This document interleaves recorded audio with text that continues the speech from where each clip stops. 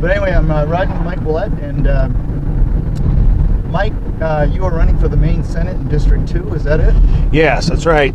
Senate District 2 is a new district now after redistricting, I believe, in 2013. It's a huge district, that's for sure. It's quite a bit different running a Senate race than it is running a House race. Now, you ran a House race before? Yeah, 3 House races. I served 2 terms in the legislature.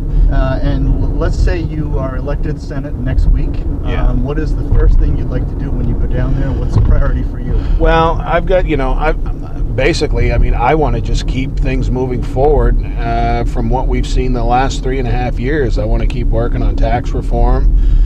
We really need to address welfare reform. That's the #1 item I've heard from people that I've talked to, from Fort Fairfield all the way down to Lee, Maine, and Penobscot County. Okay, now let's say the minimum wage increase that some people want to raise. Where do you come down? No, that's not something that the state government needs to be playing with. I believe the private market can set its own standards, what they feel is minimum wage. I used to run a convenience store back in the 90s, and we hardly ever kept our employees on minimum wage if they earned more money, or they displayed that they could worth more pay. Yep. We paid them more. The minimum wage is not going to do a thing for the middle class, because the middle class people make more than minimum wage. Minimum wage is what it is. It's a starting wage for basically non-skilled labor, and I believe minimum wage is a motivator to get you to do better. What will a minimum wage mandatory increase do to the actual businesses that it affects? Well, it's a simple, it's just mathematics.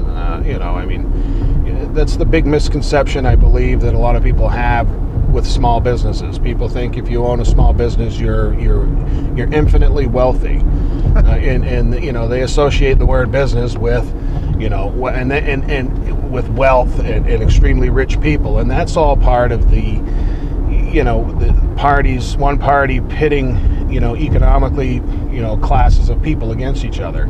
Yeah. So that's just wrong. But what it's going to do up here locally, to the mom and pop stores, the convenience store people, profit margins up here. Just take, for instance, in a convenience store, if you've got to make your money selling gallons of gasoline and soda and beer, razor thin margins. So there's not much there to really compensate or to make up for that increase in wage.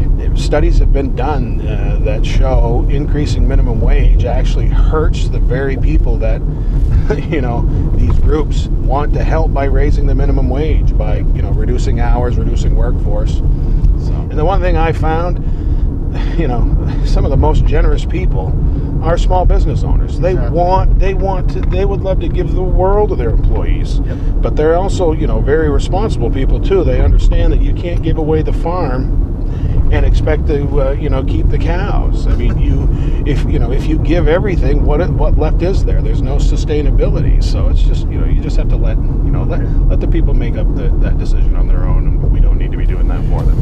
Okay.